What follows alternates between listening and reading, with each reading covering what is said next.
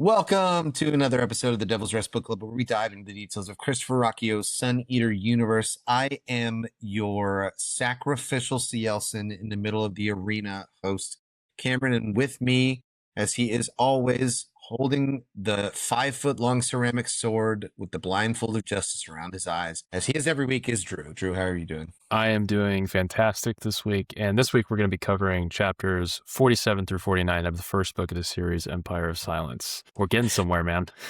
Yeah. So we are in full. It happens this week. I've already teased it, folks. It happens this week. Someone becomes a man.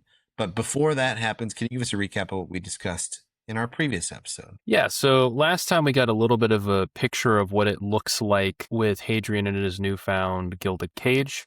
We get introductions to Aeneas and Dorian, who are the children of the Count of Imesh. We also get a little bit of experience with Hadrian returning to Colosso with the children of the Count and experiencing Colosso for the first time, watching it after being in Colosso as a Myrmidon himself. There's some whispers about Gilliam Voss.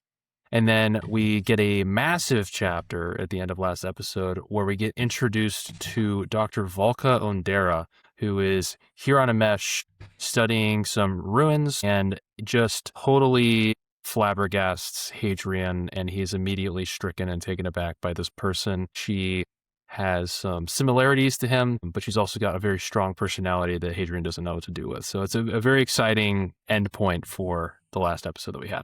And he immediately begins chapter 47, The Cage, by blue-balling us and saying, we're going to put Valka to the side just for a minute. You're going to have to wait to find out more information. Like, I just had to wait to learn about her. Yeah. And he's just such a you jerk, can almost feel him like anticipating wanting to write about her more, right? Yeah. You know, he's excited, but has to wait. We have to wait along with Hadrian because I will say this, that this is notable because he has not done this, period, full stop, about any character, about any individual person. Yes. Period, full stop. This is the most impactful character that he is hinting at so far. Like, the only other thing that he's foreshadowed later than this is the end of the series, right? Mm-hmm. Yep. But he's telling us in the fact that, like, you're going to have to wait.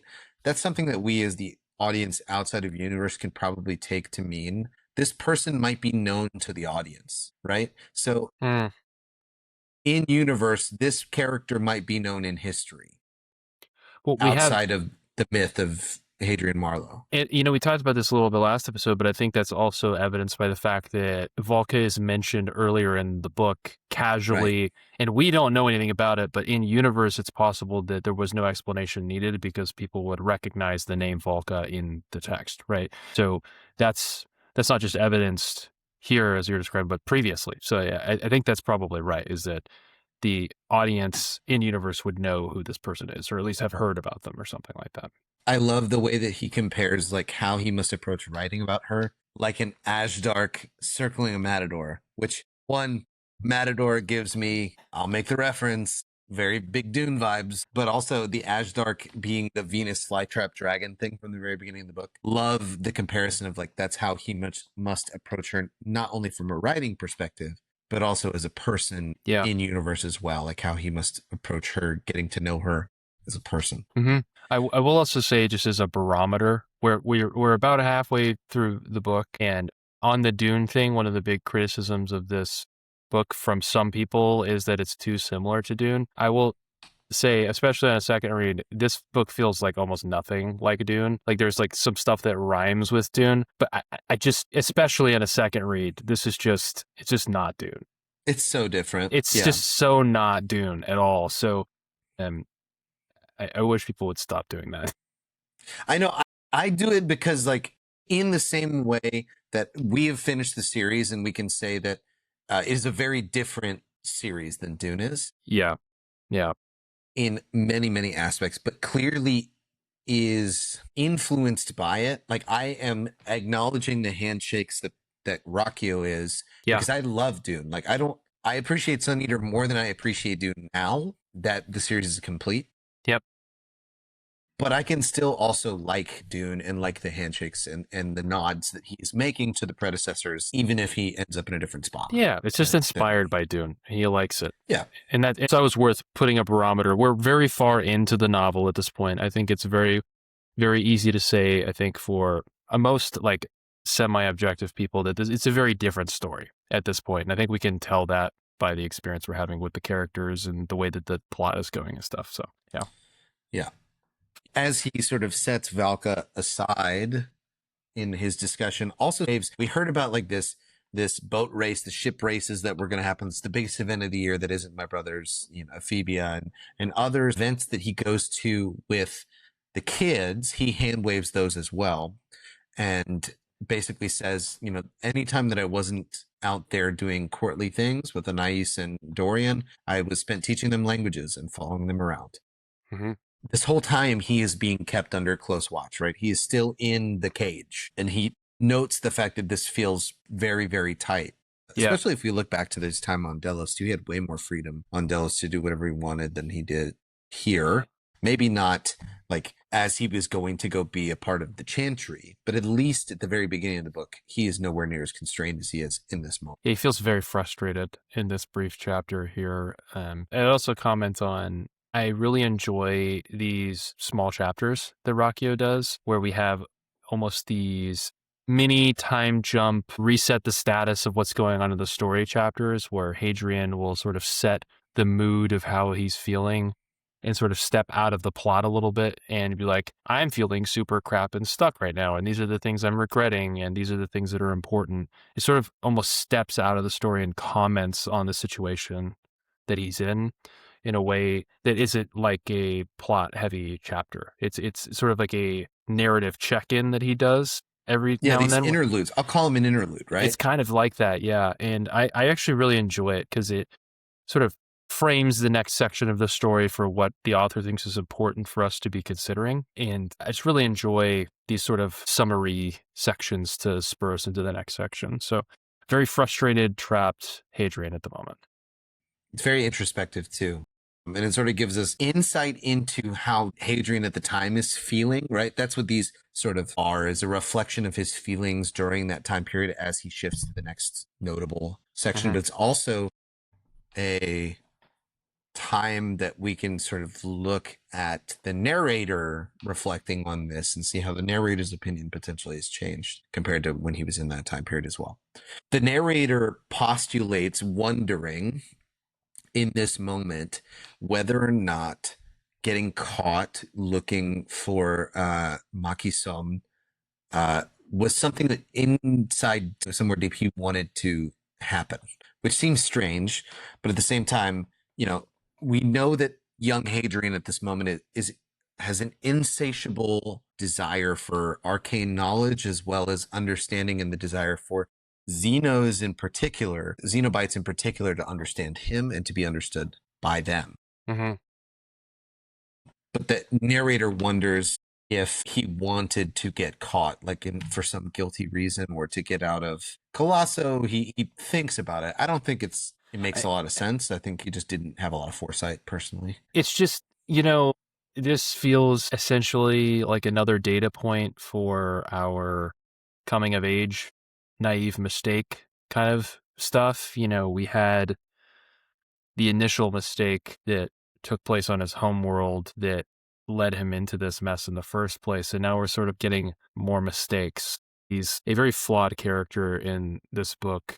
And he hasn't really truly recovered from his initial mistake. He's still making reckless choices. We see him grow, especially in Colosso, and the way that he's adapting, making friends, becoming more useful and proactive. He's communicating in an effective way, integrating pieces of his father, but still not losing himself entirely. But this is a reminder for us that he's still naive and needs to learn still, right? He's not completely outgrown his adolescent sort of state where he thinks he can confidently walk into a room with a prize like this and get out without getting caught. He's still being foolish in a sense. So he's basically a teenager, right? Like, yeah.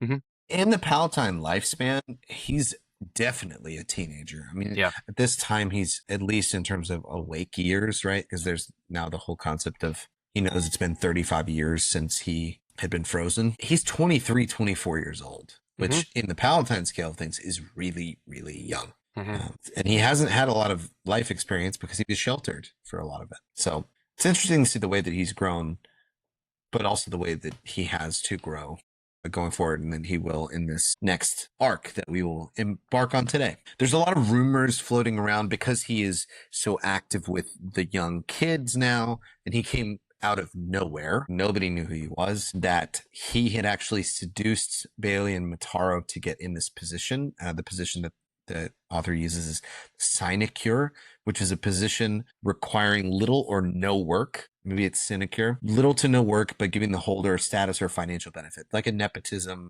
not necessarily nepotism, getting a position that you're unqualified for, but that gives you substantial benefit, right? And in this case, people think he slept his way to get where he's at in a weird way, in sort of a guilty way, but also a positive one. In his weaker moments, the narrator recognizes that Hadrian at the time secretly feels some gratitude for ending up here to be able to tutor them with his skills and language and not in Colossal. Like he's not having to put his life on the line as much anymore, but he also regrets the fact he ended up here and like ended like his it's a very conflicted chapter in that he's weighing the feelings of, man, my plan was going to go so well, it was the perfect plan, and I screwed it up because I couldn't not go look. Yep. I would also say, this idea of being grateful for being in a situation, this seems like a feeling that would be completely irrational, and yet you would feel guilty about it. Because to not be grateful that you are no longer fighting for your life all the time would be insane. Of course, you would be grateful for that. But if you superimpose people's beliefs and feelings about their responsibilities on top of that, then you would feel guilty in contrast to your friends still being there. This is like almost a survivor's guilt-ish kind of thing where you've left people behind, even though it makes total sense to be grateful that you're no longer in harm's way. It's a good contradictory feeling kind of thing. It's how people actually feel in some of these circumstances. Not to mention the fact that he has not yet processed his guilt about how things ended with Switch. Correct. Um, Yep.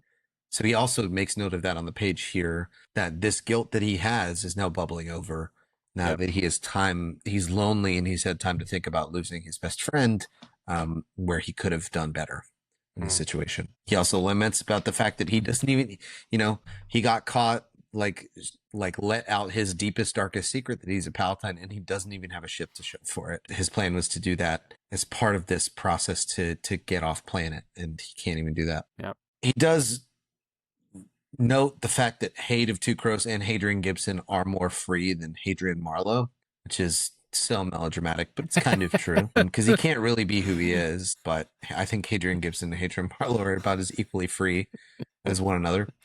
He does mention, though, that this could have gone worse. Like in the grand scheme of things, he didn't get caught by the Chantry. It's not that big of a deal. Like he's still, there's still a future for him that is not going to become a priest, which is a big deal, or dying because of being executed or whatever. He still wants to call at this point, right? Living in this life, he is yet to be able to contact anybody down in Colosso, and he wants to, but he also notes the fact that any talk of the ship is going to look like he's trying to escape, and he knows that he's being watched very carefully. He also laments at the idea that, in comparison to his gilded cage on Delos, even though he had more freedom in that situation, nobody is to blame for him being here in his gilded cage on Emesh other than him, which he regrets significantly. Because now he knows that his future is changed. He's not getting off of Emesh anytime soon. He's going to be in here for a while.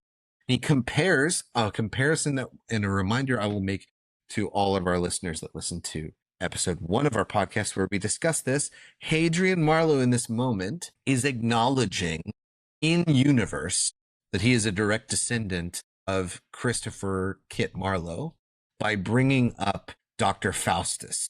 So Dr. Faustus, for those who don't remember, is Christopher Marlowe's biggest play, Kit Marlowe's biggest play, talking about how this German Dr. Faustus makes a deal with the devil Mephistopheles to gain power and ultimately ends up forsaking forgiveness and going to hell despite being given multiple opportunities. So he mentions in the book, and I'll read it. I knew I was not leaving Emesh, certainly not anytime soon. My stupidity, my cupidity had seen to that.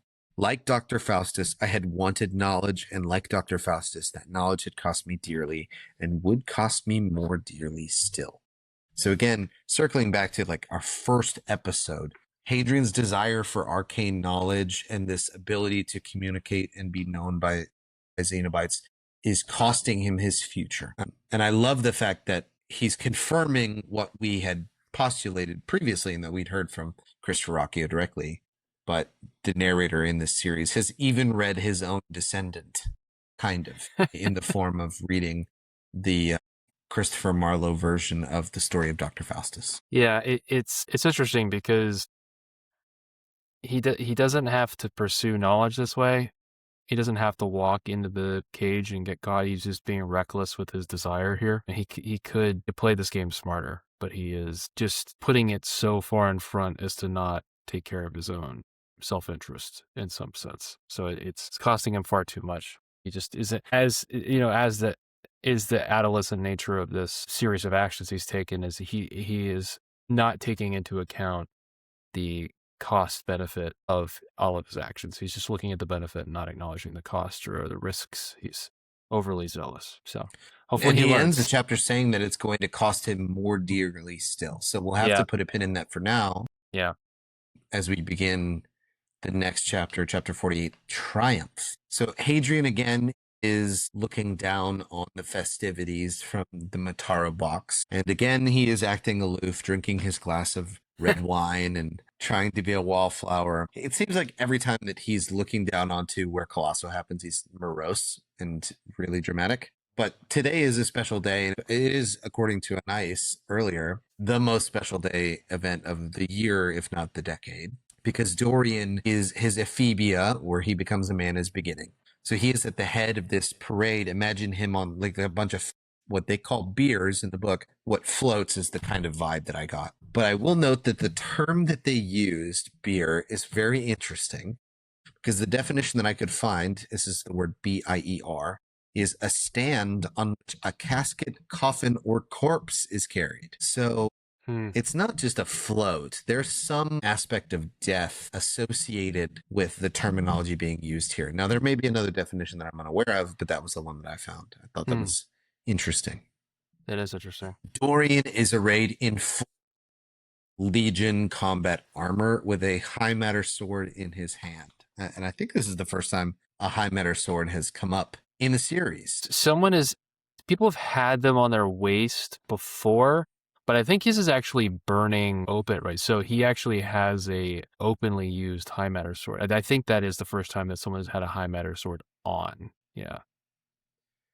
Hadrian, as he's looking down on this, of course, because anything related to any Palatine, he has to relate Dorian to Crispin. So he's just thinking about Crispin doing this exact same thing, comparing the green and gold of the Mataros to the black and red that Crispin would wear as a member of House Marlowe. And then he starts noting other people that are in the box with him. So not only is Gilliam Voss here, but his mother, and I think it's the first time that we've heard that the Grand Prior is a woman, but his mother, Ligeia, is also in the box. And so we know that Gilliam is an Intus, that he is born of Palatine parentage without the consent of the High College, right? A natural birth. And in doing so, as part of that process, he's monstrous, like Hunchback of Notre Dame, but evil kind of guy, right? That's the vibe that we get. Yep.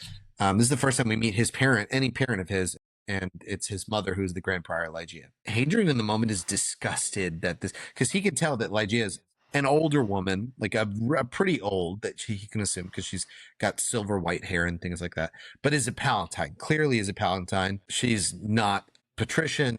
The fact that a Palatine would carry a baby to term disgusts him. So harkening back to the theme that we caught very early on, this is really, really backwards from our understanding of morality here. He sort of admonishes himself here as the narrator. He says this interesting line, which is, "No young man has ever seen anything in the elderly save the passage of time." He's sort of commenting and sort of being critical of his younger self for the way that he viewed this person. I think this is partly true. We have this, naive experience. I think some of us do, at least. The elderly are viewed in a particularly frustrating way by a lot of folks. And it's an interesting part of people's life. People end up very lonely and disconnected from folks because people don't make time for them or treat them particularly well. And discounting someone or making their elderliness the most important fact about them is something that I think younger folk do all the time, unfortunately. And Hadrian recognizes this in himself in this moment. Especially as a teenager, right? Like teenagers in particular probably are the biggest culprits of that. Yeah. Just a note on her name, Ligeia is a siren in Greek literature, one of the sirens. It's also a poem by Edgar Allan Poe. So I'd suggest people go read it because it's an interesting poem. This is Rockio flexing his love for Western poetry. In other floats behind him are people like minor houses that are in separate floats. Gladiators, the Sphinxes, the Mataro Sphinxes are in a separate float. So these other people, subordinates of Dorian, Dorian's at the front, are coming up behind him as they enter into the arena. The Sphinxes were mentioned when they first entered Colossae, right? Is that who they fought? They are the gladiatorial team of House Mataro, the Mataro Sphinxes. That's right. That's what I went. Yeah. Okay.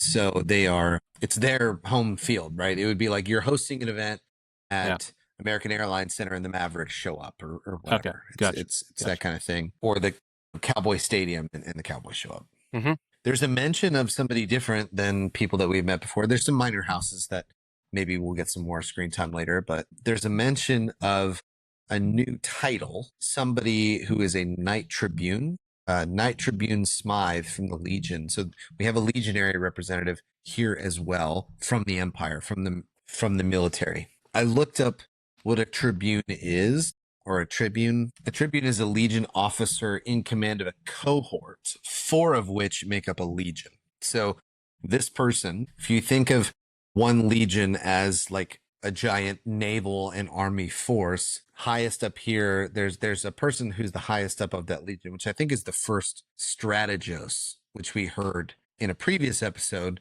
of Hauptmann. Under Hauptmann or the first strategos, we have, I assume, tribunes that are responsible for the 4 parts that make up a particular legion. So there's this person is like second from the top of military society. So we're like 2 steps down from the highest authority in all of the empire, especially in the military, right? So this is a very important person. And not only that, not just being a tribune, a knight tribune indicates that this person is also knighted by the crown, right? So the emperor has knighted this person as well. So big wigs are here at this event. Then Mataro's troops comes next, and then some more legionaries. Hadrian, meanwhile, finishes his glass of wine and begins shuffling out of the way of dignitaries in the box with him. Because again, anytime that there's an event like this, there's going to be business going on and people trying to, brown nose, things like that. He tries to step aside to get a better vantage point and also not be involved too much with the talking. And his focus being down there is he mentions the fact that he couldn't give 2 shits about Dorian, right? Like, this is not about him. He is more worried because there are staged bouts coming up for Dorian that will be convincing enough to the average viewer so that nobody doubts their legitimacy, but are fixed in advance. So I'm not going to speak on the morality of this because there's a traditional aspect to it.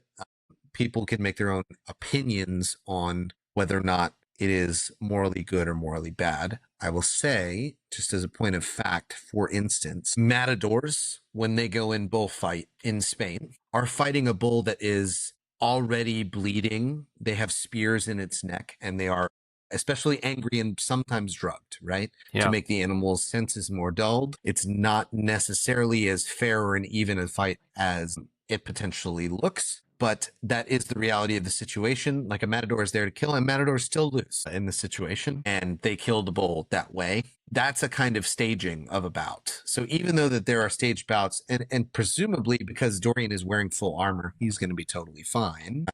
But Hadrian's friends might not in this situation. So he is looking down on Colosso, exceedingly anxious about which of his friends potentially could be part of these festivities. He doesn't want any of his buddies to be involved in fighting today. Yeah. Before that, though, he knows the Cilecin Maki-san will be killed. And as they are preparing for the events, there's probably still pomp and circumstance going on. Valka enters the scene, and she sort of sees that there is something going on behind him. She's Yeah. we get an insight to her. She begins prodding him. It's like, how does it feel to be up here in the box in this moment in your barbaric traditions, you barbarian? Yeah. Because you used to fight down there. She doesn't say that, but like it's implied. yeah, it's implied Yeah. that she's needling him a little bit. I did want to make a note about the fact that he mentioned I'll read that section. This is on page 319. You must feel right at home. The foreign accent gave the voice right away before I saw her. Dr. Ondera, I spoke, over the murmur in the box and over the concussive roar of crowd and triumph. No, I don't.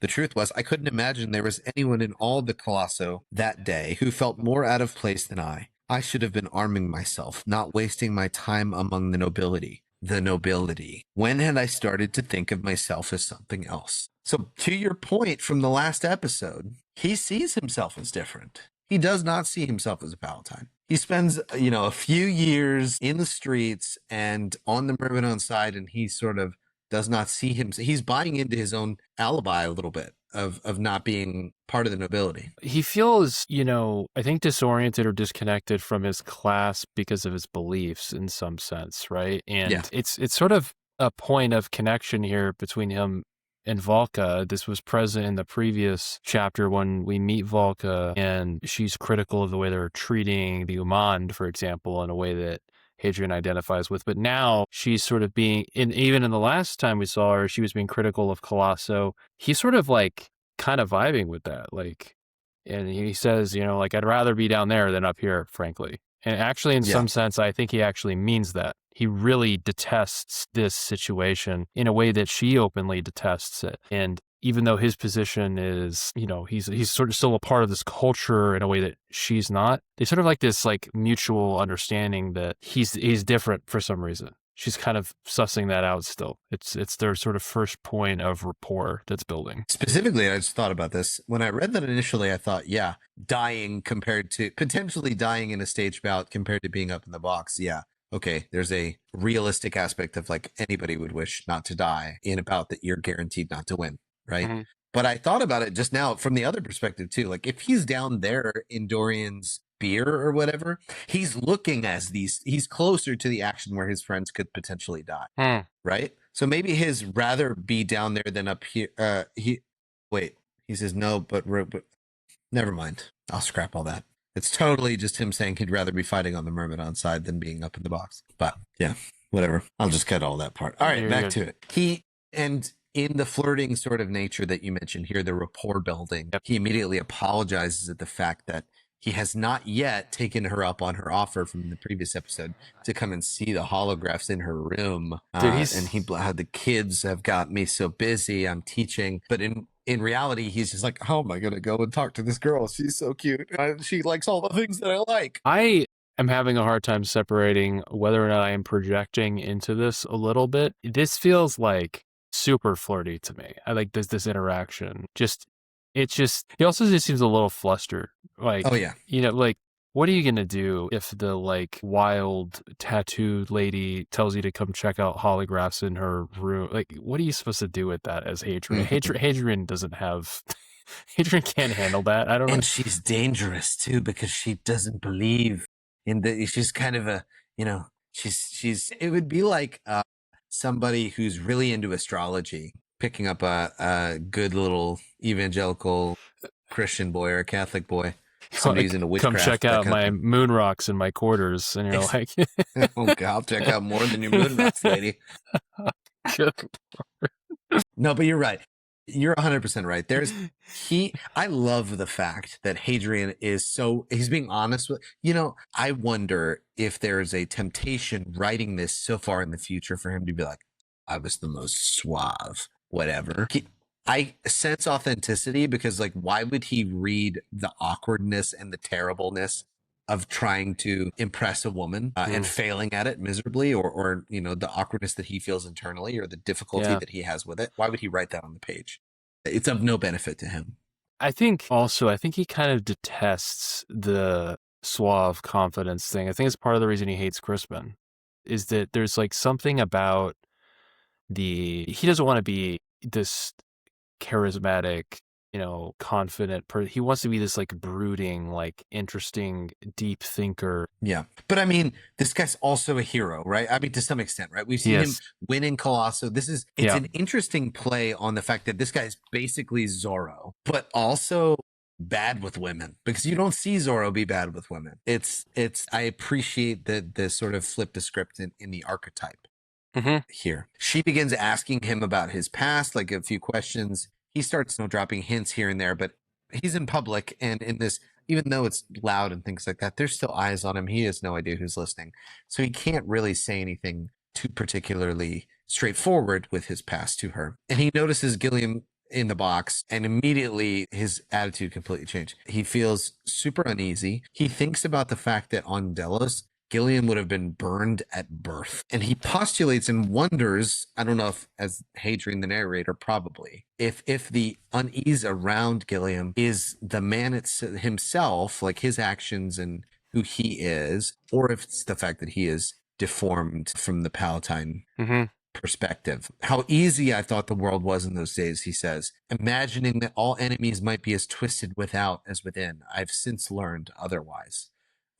I think it's a beautiful line, because it's easy for him to look at Gilliam and then be antagonistic to him inherently. But this is sort of giving us a hint that more beautiful people may be his enemy in the future. Like, his enemies won't be all as ugly as Gilliam Vass will. Some of them will be beautiful. Like, it's not, people don't wear their sin on their visage necessarily. Right. And, I think even the reverse of that is true, is that maybe some of his friends will be less than beautiful or something like that, or different than the norm, right? It would be a interesting coincidence if it were the case that we were purely representations of our morality with our physical form, but it just doesn't work that way, even in Hadrian's universe. This is once again, I think, narrator Hadrian sort of being a little bit appalled at younger self version of himself thinking about this stuff as he's recalling it. It's like, geez, I was like kind of callous thinking about this elderly Palatine person and this Intis guy. So, although we do know, based on previous statements, that he's still a little bit confused about like what the source of of Gilliam's evil was. And even now in the future, he can't let go of who Gilliam is. Yeah. And so we do know that, in fact, he's not entirely mistaken about Gilliam. It's just determining like where the source of his disdain for Gilliam is coming from. But he's actually not a good person. So Valka then takes his mind off of it and remarks that all this pomp, circumstance around the amphibia is a bit much for him. Hadrian agrees with her, for that matter, because he detests Colosso from the moral standpoint. Very flirty. This is just super flirty right here. I get the sense it's interesting.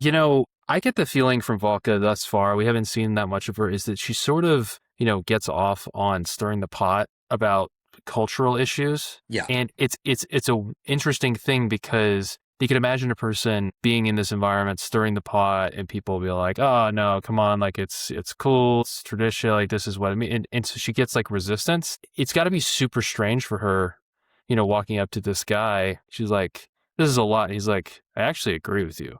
And you're like, it's like, this is different. Like, this person's really different. And we know that's the case because like he gets treated differently, but he everything he does conflicts with all of his society. So she's literally from a different society, so they actually have a connection point in a way that he doesn't with other characters. To your point on her stirring the pot, we've seen this already with the fact that she's the only one who didn't bow to Anais when she walked up. Yeah. She almost lords the fact that she's of a different culture over other people, and like knowing that she can sort of socially get away with the fact of not following the tradition of the empire and yet still shit on the empire. And she knows nothing will happen. And we will find out kind of why she can do that, because entering the scene at this moment is an older Palatine with a high matter sword unkindled on his waist, who approaches Valka, calling her by name. And we are introduced for the first time to Sir Elomas Redgrave, who is a knight and a Palatine, older Palatine, 400-ish years old, Hadrian estimates, and Valka's sponsor. So she is being sponsored. She kind of is supported in her ability to her protected nature from some of the social aspects because a Palatine knight is funding her expeditions on Caliga. So she can get away with a lot more than the average person who's not from the Empire could in this situation. So she has some privilege too, mainly because she's got friends in high places. Hadrian introduces himself to Elomas as Hadrian Gibson of Tucros. They begin talking about the ruins of Caliga, and he asks, "Oh, so you're an archaeologist?" And Elomas is like, "I'm just an amateur, but I'm really interested." And of course, that perks Hadrian's ears up. But at that moment, Gilliam Vass sees Elomas and begins approaching him, about to talk to him. He's shaking hands and kissing babies type deal. That's what you'd expect a priest to do in this situation. And then he greets him, talking to him, and then he turns and sees Hadrian. And he is instantly stopped, like halts the conversation. He's like, what are you doing here? Yeah. And Hadrian, in a change of tact and a learning moment, begins to heap coals of kindness onto Gilliam Vass's head. He refers to him as your radiance. Like he's observing, he's doing everything right from the standpoint of this guy is a priest of the Chantry, and I'm not going to make a scene. But he also knows that this is off-putting for Gilliam. So it's twofold. Vass immediately turns it around and, like you said, is not a good guy.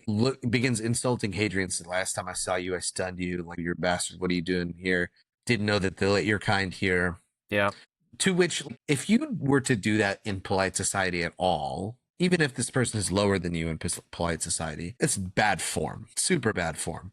Especially, well, he then talks about, he lets the other people in the conversation in on the fact that Hadrian had snuck in to see the prize. And Volka's like, what's the prize in this situation? What are you talking about? Hadrian says, it's the sacrifice for this ephebia, the Cilecin. And then he takes a pause.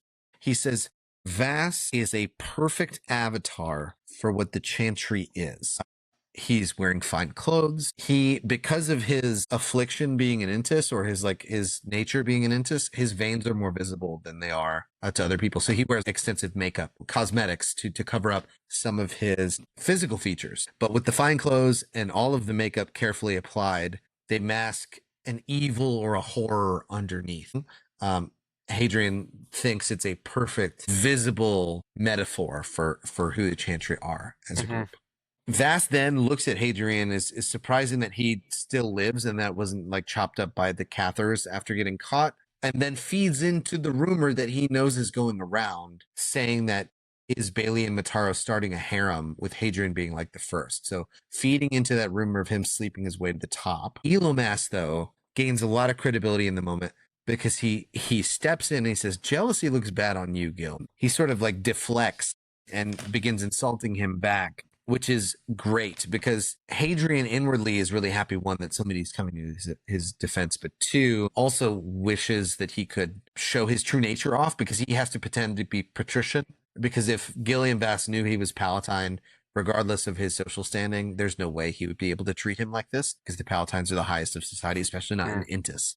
But because he's lower on the social status, then I guess Intis Chanter is higher on the caste system than patrician socialite, I guess. Gilliam then turns it back on Elomas and says, "Hey, one word and I can get your whole ruins expedition canceled, dude." Then Elomas is like, "Okay, if you did that, why are you coming and talking to me?"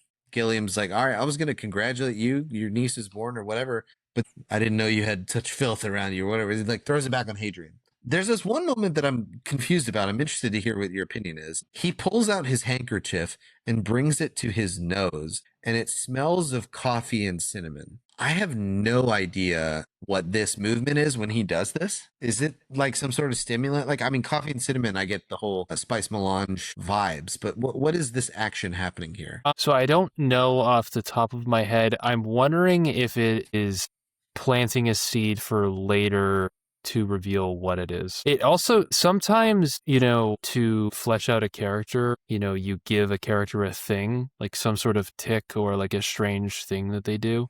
I'm wondering if it's partly that. I'd be interested to see. I can't recall. I actually don't even remember, even though this is my second read through, what this is about. Yeah, me neither. But if later it was like, oh yeah, this this thing is like his mom's or something like that. That would be interesting. I'd be curious to see what it is. I actually don't recall. I would suspect on a first look at this again, my suspicion is it's a seed to be grown and observed later. So Maybe we'll we'll put a put a pin pin in it. in.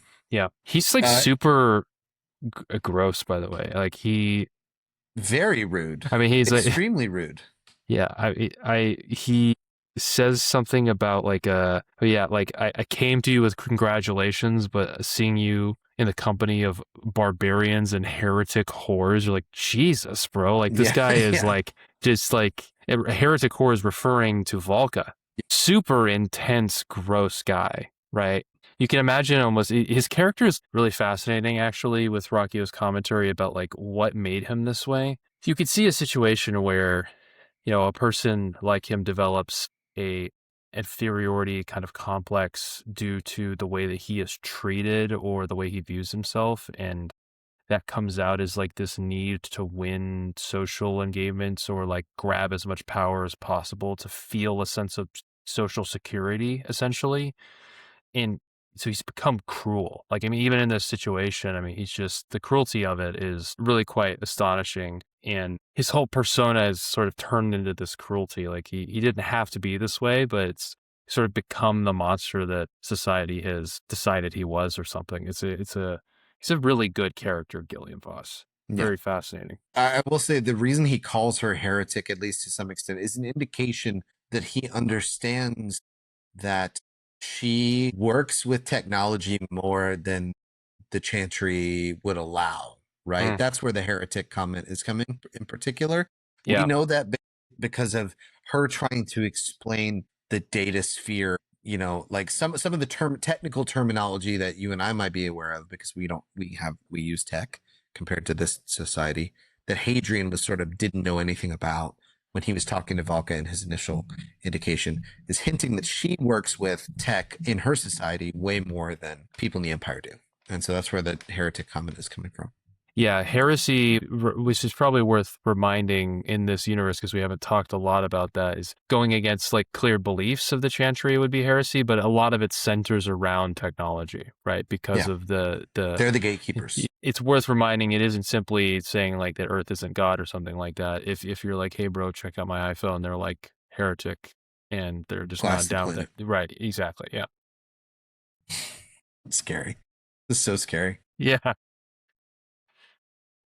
In that moment when he hears barbarian and heretic horror, of course we get Hadrian Smash begins bubbling up inside of him, and he forgets himself and he claps back at Gilliam, forgetting that he is lower on the social totem pole. And he says, "Until this moment, priest, I did not think it possible to misplace a courtesy."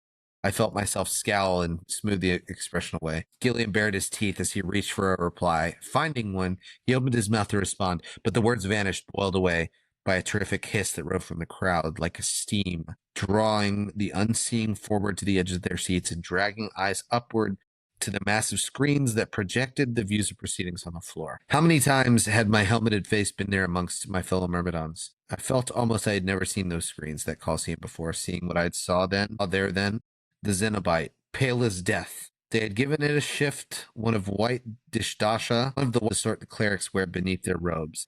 Its horns had begun to grow back, making a lumpy ruin of its crest, and the white hair that sprouted from the back of its head was wispy in the buffeting air. It screwed shut its massive eyes, its subterranean biology not proof against Imesh's fist-sized sun. In the angry light of day, it resembled a man. Maki-Son looked like some Precambrian creature plucked from a volcanic vent. Its slitted nostrils flared, and it bared those milk-glass teeth in a snarl. The crowd screamed, hurled drinking bulbs and bits of food. The arch enemy of humanity had arrived. The formal music returned, perfectly timed by some clever planner, dominated by the beating of drums large as ground cars. So there's a lot in there. Yeah. Voss stops, right? Because now the proceedings are like everything is starting to happen. Mm-hmm. I like the comparison that he has to death here in my version of the book is capitalized. So it's not just like somebody who has died, but the personification of the horseman of death, or how death can be viewed as pale, right? Underneath the hood and all that different stuff. Death is typically a pale horseman, Yeah. right? Mm-hmm. I love that. Yeah. We get some drip-fed world building on the fact that the Cilecin are a subterranean species. This is the Yeah. first time that we've heard this. Yep. So his eyes are closed shut because even the red fist-sized sun, the old star of Imesh, is still a lot of sunlight for Makistom to take in. So he's like screwing his eyes shut. It's uncomfortable for him to be out. The Precambrian creature plucked from a volcanic vent. Precambrian refers to like an unscientific prehistoric age before life existed on Earth, right? Like it's like when everything was chemicals and in evolutionary theory, and like, the primordial, like is the sense that we're getting here. Looks like something was pulled out of a volcanic event. But then we get two Cathars, which we know are the Chantry's torturers that we saw torture Gibson come out as the music swells.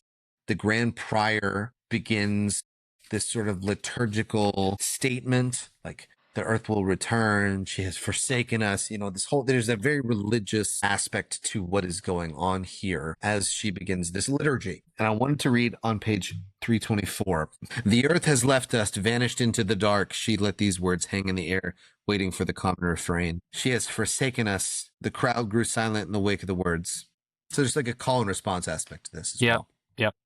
Blessed are we, the children of the departed earth, the Grand Prior declared. She will return, the response. There followed a profoundly human moment, the crushing stillness of 50,000 men and women, a silence deep enough that each might, if only for a moment, hear the voice in his secret heart that so many have called God. Beside me, Dr. Andera watched in bemusement, a slight quirk to her pouting lips. I shook myself to stop my staring, turned from her to the silent crowd as the prior continued her ministry. In the city beyond the rim of the Colosseum and in Boris Evo Castle above, great bronze bells were ringing. She then goes on to begin this, this is almost it's kind of a bar mitzvah, right? This is a religious ceremony in the earth, or like a confirmation. There's a heavily religious aspect to Dorian becoming a man, but there's also very dark sacrificial things occurring. The prior goes on to call the Cilecin the enemy of mankind. This is a demon. Like we're ridding, like we were meant to conquer the stars and these are in our way and they're the arch enemy of humanity, all this different stuff. The Cathars that are out there who are wearing blindfolds but can see through them, the reason we know that is because Valka asks him. She's pestering him with questions, like whispering to him the entire time, like trying to figure out, and he's sort of giving to her some of the context. These Cathars draw out this 5-foot-long ceramic sword from a sheath of human skin, which I definitely didn't catch the first time. No, I did not either. I don't know how I missed that. I would also say I appreciate there's an interesting metaphorical part of this where she asks, are your priests blind? And he says, no, they can actually see, but it's supposed to be a metaphor for justice being blind. Yeah. It's actually interesting at a narrative level that they're supposed to be blind justice, but they're literally able to see. It's almost like a figurative way of saying that they present themselves as blind justice, but in actuality have their own aims because they're not truly blind or something. You see what I'm saying? It's like the fact that it's a metaphor and they actually aren't blind in the situation is just kind of funny and isn't lost on me. I don't think it's funny. I think it tells us a lot now that you mention it. The fact that it harkens back to Gilliam, like putting on the makeup and the airs of somebody so pretty, but underneath being bad, because, presumably in this society, they could make these people actually blind and be totally fine, right? Like they could, I think the Cathar that had whipped Gibson was blind or supposedly blind as well and had to be guided out there to do the whipping. Maybe it's a performance though. Like that he's like, oh, it's totally blind. Yeah. It seems like it's interesting. Very cool. That 5-foot sword is crazy for the record. That's like outrageous. I wonder if it is a reference to Book of the New Sun in particular, because Severian's sword that he takes on his journey is a big long sword that is unwieldy and two-handed. And some of this scene is reminiscent of something that I saw or can relate to in Book of the New Sun as well. So I think that it's probably a callback there. You're going to sell me on Book of the New Sun if there's a big sword. I'm a berserk guy, dude. Oh, man. You'll like Book of the New Sun. Okay.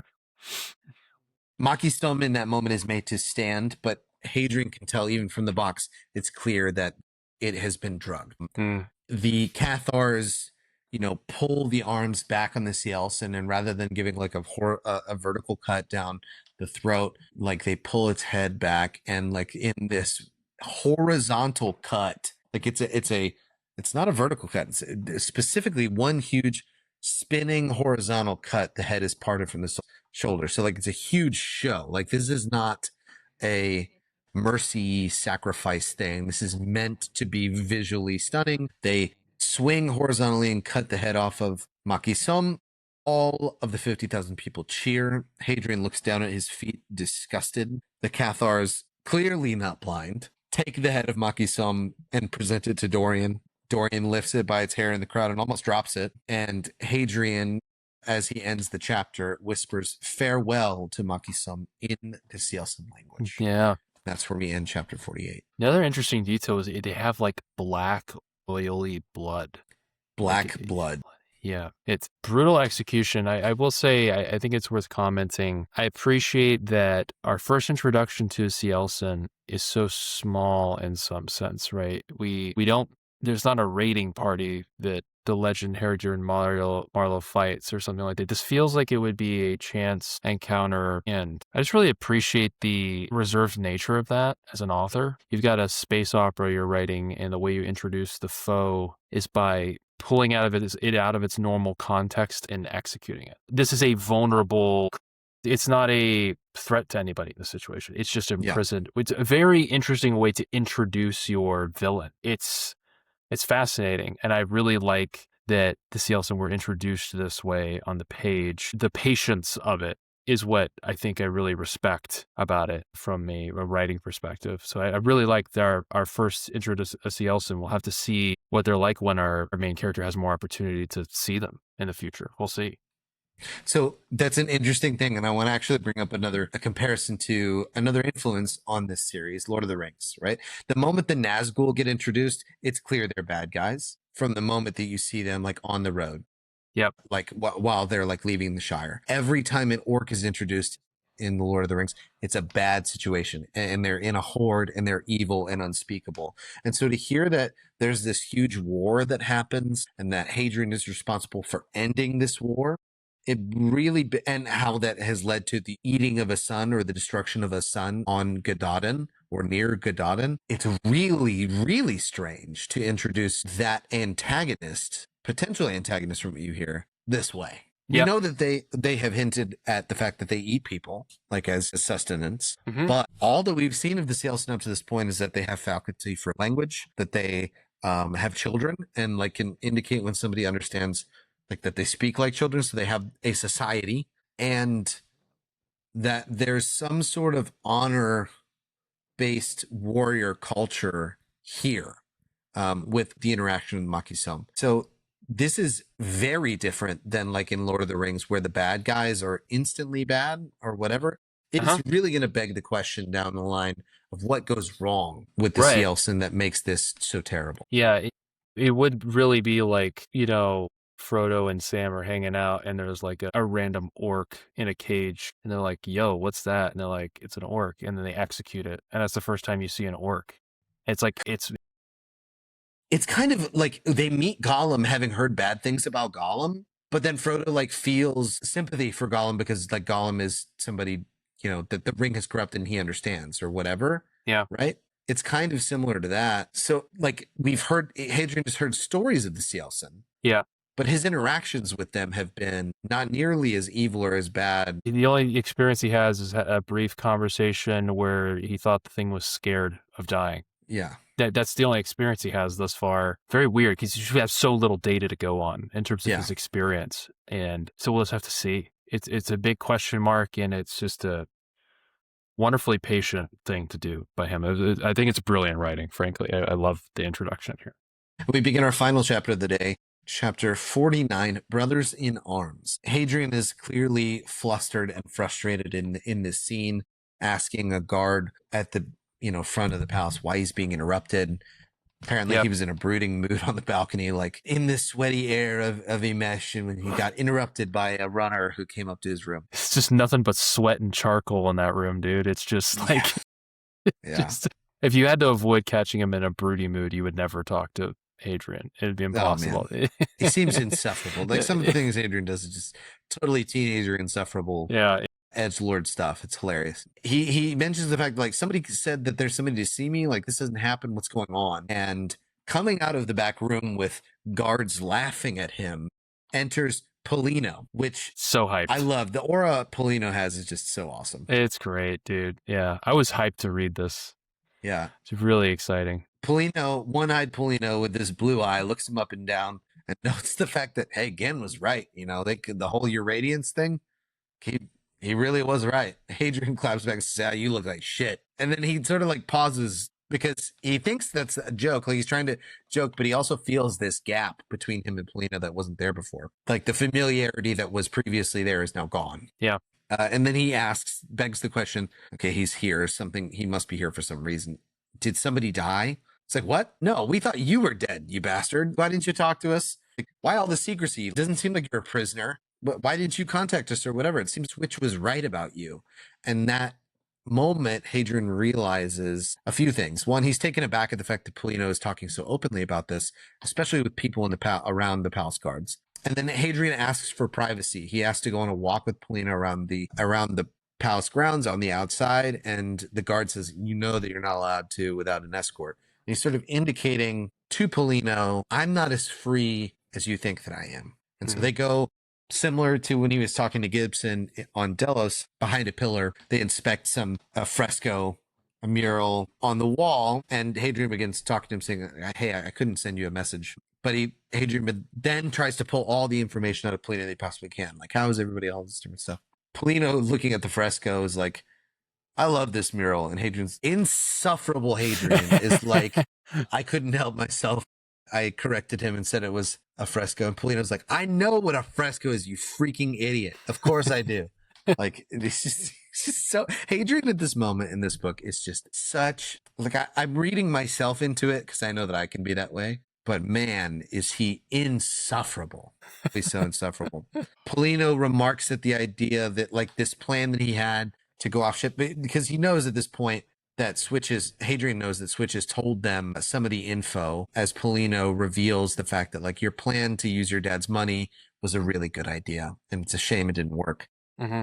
Pallino still doesn't have all the pieces of the puzzle together. It's like, there's still something missing here. Like, I don't understand the full picture. Hadrian mentions that, like, his lying to Switch, or his being, like, the piece that Pallino doesn't understand is, why would he go and join Colosso? And Hadrian, trying to give information without saying too many things up front, is saying, it was my best option. I understand Switch didn't believe me. That's the basis for why we fell out. But, like, me joining Colosso was not, like, looking down on anybody or trying to play a part. Like, it was my best option at the time. And in the course of this conversation, as he's giving more information away to Pallino, Pallino catches on to the idea that Hadrian is being watched at all times. And so he begins taking on the tact of, like, oh, okay, I could talk in code a little bit more. Hadrian hints at the fact that, like, this is not his home and, like, he had to leave here. Pallino asks what the terms of the situation are. Like, is he going to be, is it a sentence? Is he going to be let out soon? Can he have an away day, like a reprieve from his prison or whatever? Maybe a drink that they can go and celebrate after the next time that they win. They says, "Hey, you heard about Urdro, right?" And Hadrian's like, "Yeah, I saw it from the box." Yeah. Really interesting from Pallino to say, like, I told him in that moment, those engagements are heavily weighted for the gladiators. He made a tactical error. Like, that's the reason he's dead, is he decided he shouldn't have rushed him. That was a mistake. If he didn't make that tactical error, he probably would have lived. Interesting to see Pallino say that rather than just the next part of the conversation when they were like, he was a brave man. And he's like, yeah, I was, right? So we're getting, like, information about how Pallino sees the world in that. Yeah. There's something, it's a very masculine posture because Pallino cares, clearly. It's just, he also is, like, frankly, I get the sense that he's a little bit irritated with him. He's like, it's like, man, I told you not to do that. You went and got yourself killed doing the thing I said not to. Like, it's a the frustration with mistakes, because there's a sort of this feminine archetype of like focusing very much on like caring for the person who's lost, and there's like a masculine archetype of very focused on like the mistake matters though. It's so like we should do the empathy thing, but we also have to talk about the mistake. And so he is doing that a little bit, where he's like this loss, but at the same time it's like, damn it, dude, like I told you, like I told you not to do this. And it sucks because like in this situation you don't get to correct it because you're gone now. Yeah, it's rough, it's frustrating. And in an attempt to be nice to Hadrian, Pallino turns the conversation saying, maybe it's good that you're not fighting here anymore.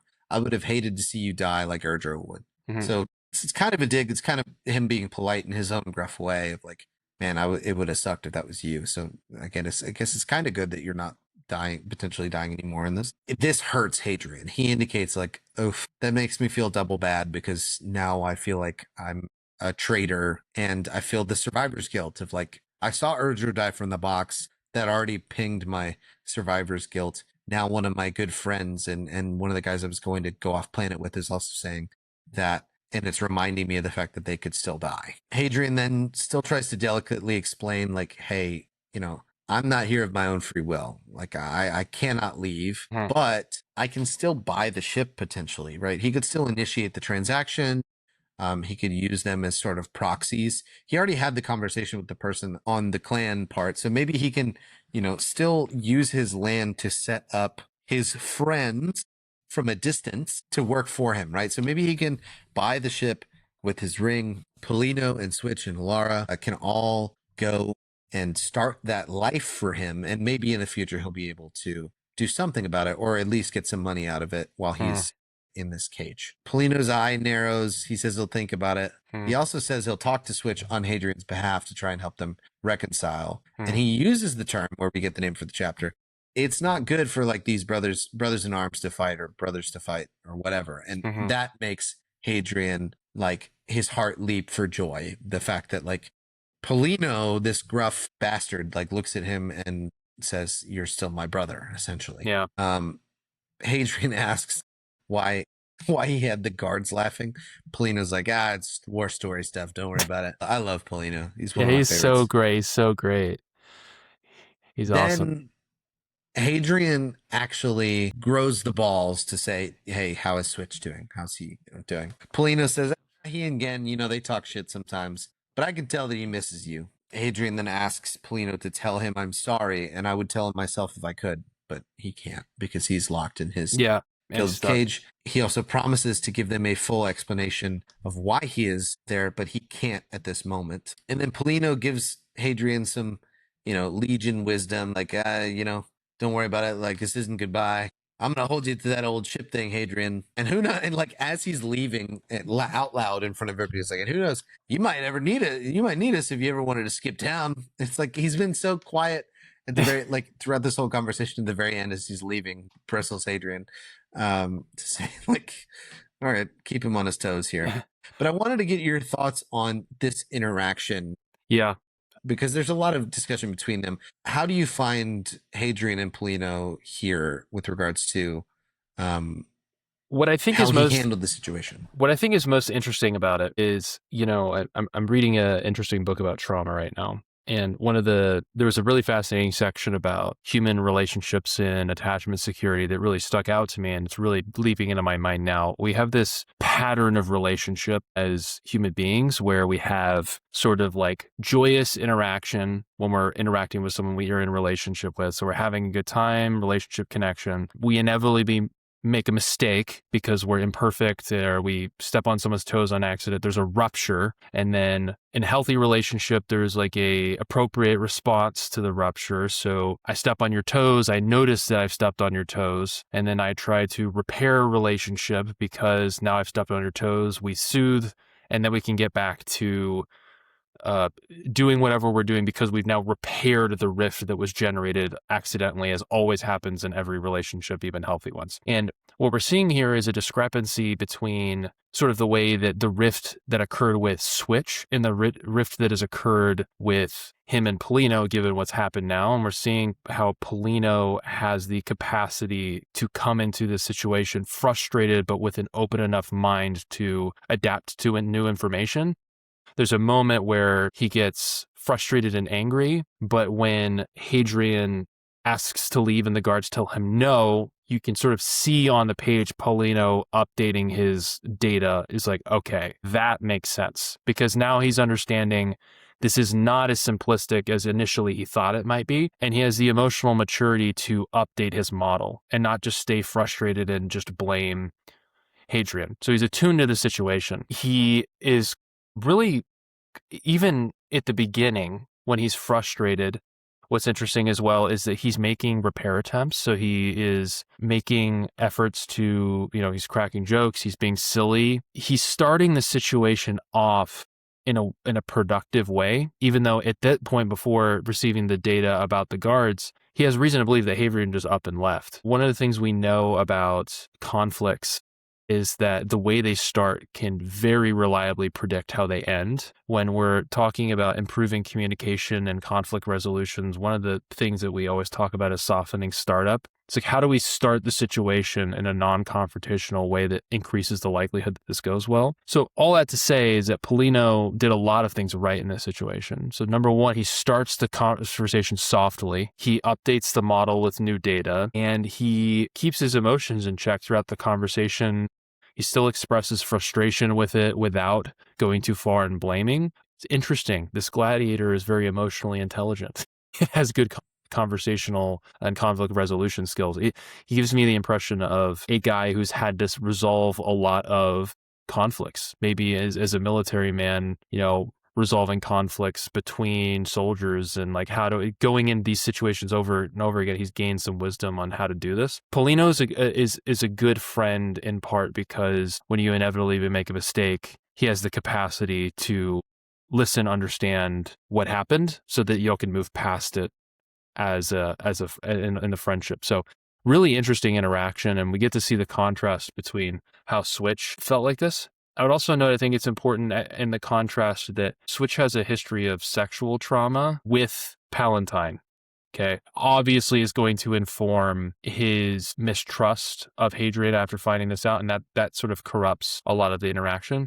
But Pallino handles this very well, and it's I'm sure very frustrating for the both of them that they can't talk openly, but it goes well because of Pallino's willingness to come to the conversation with that posture. Yeah.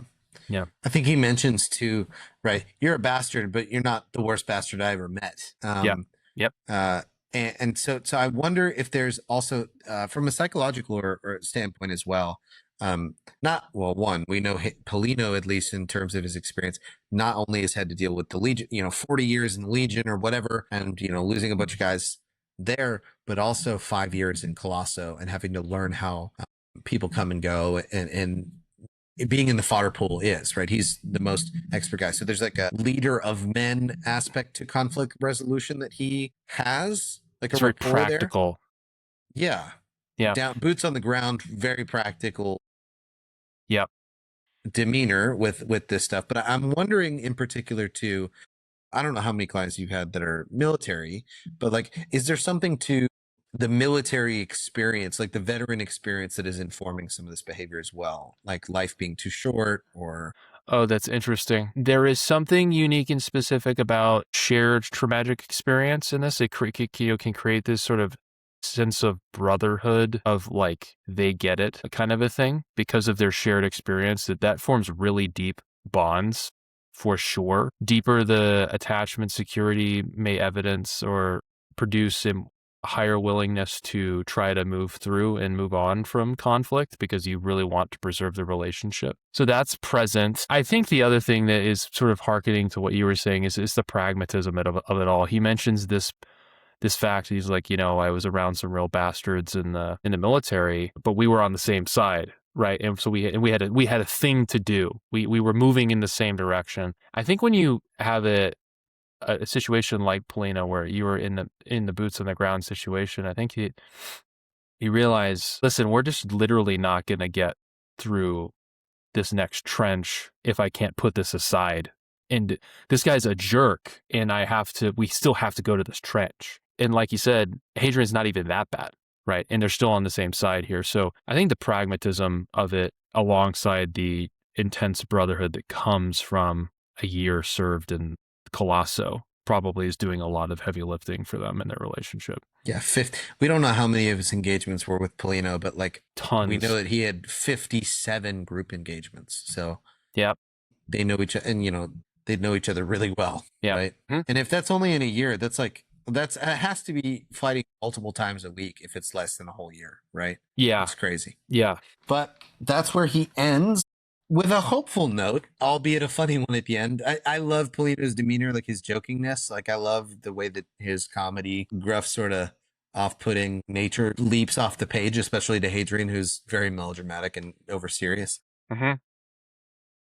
But we end the chapter there with Pallino opening the door for reconciliation and in the hopes that they can, as a group, move always forward. And always down. And we will see you folks next time. See you folks. Devil's Rest Book Club is Cameron Elson and Drew Welty. Today's episode discussed chapters 47, 48, and 49 of Empire of Silence by Christopher Rocchio, copyright 2018. Empire of Silence was originally published by Daw Books on July 3rd, 2018. Quality editing and original music by Cameron Elson. Find us on YouTube. Contact us at devilsrestbookclub@gmail.com. Devil's Rest Book Club is a production of Disquiet Pods. This episode, copyright 2026, Cameron Elson and Drew Welty. Thanks for joining us, and remember, rage is blindness.